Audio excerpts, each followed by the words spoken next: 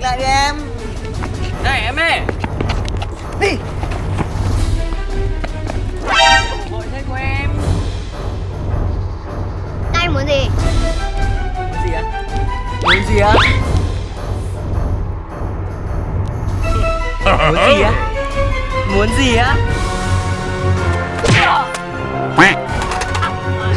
À, danh này. Mày dám tập tao á? Tập tao á? Bỏ ra. Bỏ tay ra. Mẹ tao. Mẹ tao. Chúng mày đi giả trò đối bại đây à? Thằng khốn này.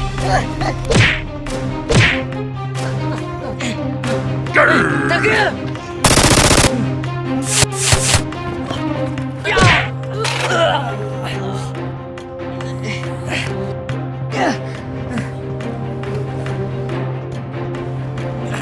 Sao? Mày nhớ mặt tao đấy. Mặt đây. Sao sao không? Anh không sao, còn em có sao không? Em không sao, em cảm ơn anh nhá.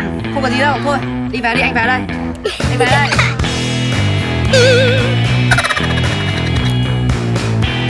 Anh về nhá.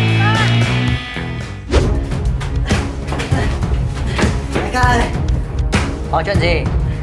Em vừa đi được, bị đợt SWAT chặn đường đánh đại ca. Lại là nó. Đi. Let's go!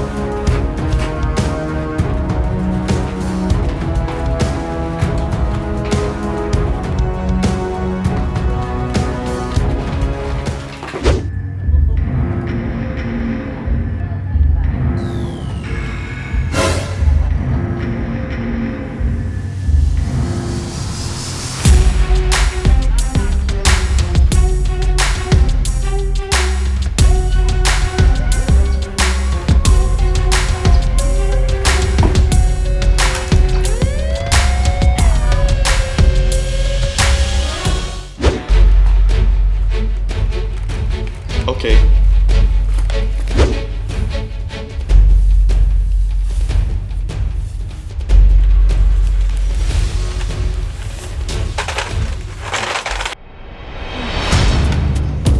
Hey, you!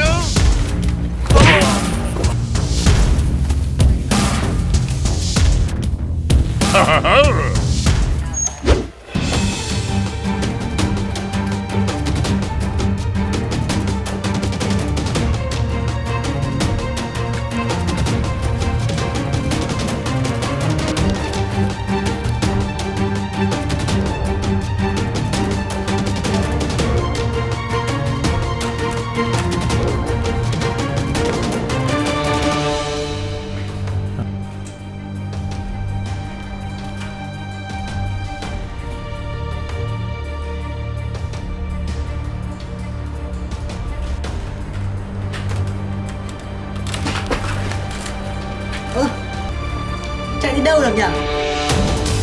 Đây. Hey!